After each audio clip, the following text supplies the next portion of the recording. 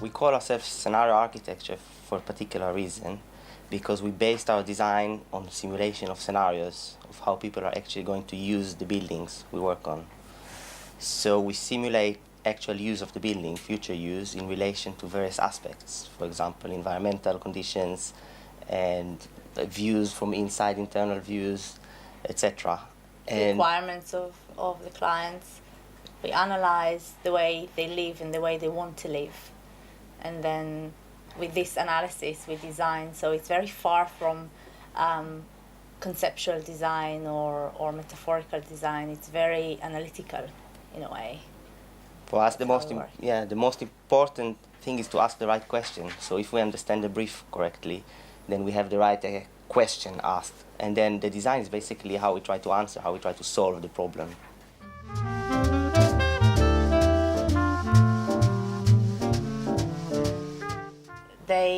They give us everything we need to work with, because every client has something which is completely different. One client likes to play the saxophone and they need a space for that. One client wants to be able to watch her child play while she cooks, so that's something for them. One client wants to be able to get a place for the dog in the kitchen which is specific for that, and every client has a little thing that is a design problem, so that's the creativity. It comes from them, really. And because we don't work with concepts and predetermined ideas, so we can't bring our own inspiration. We're totally dependent on our clients for that, but they supply a lot of that.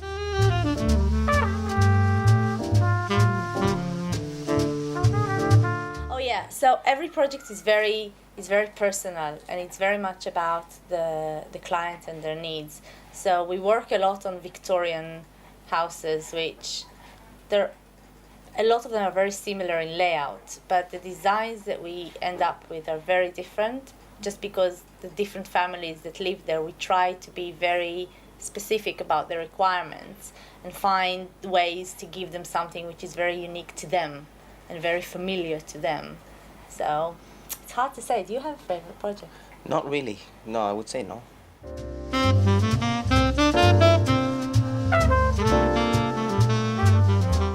People work a lot with ideas, and then they end up with forms that then have to perform in a certain way, and then they analyze how this form is performing.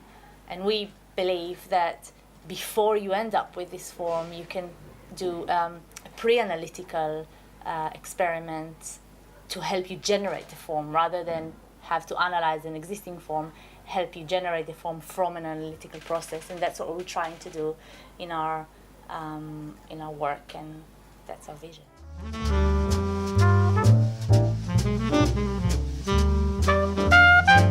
What is probably most architects' dream client would be our nightmare. So somebody with unlimited space available, unlimited budget, that is happy for us to do whatever we want, for us is the nightmare. We can't work like that. There's no information for us.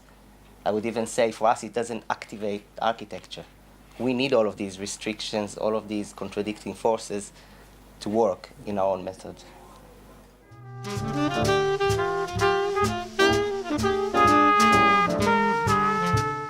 Ran likes igloos. I like igloos. Yeah.